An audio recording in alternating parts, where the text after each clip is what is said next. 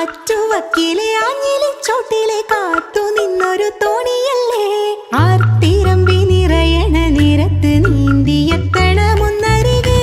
ആരുമൊന്നു നനയാൻ കൊതിക്കണ രാവിലാദ്യ മഴക്കുളിരിൽ നീ പറയും കഥകളിലൊക്കെയും തൂമഴ തുള്ളി തുള്ളി വന്നു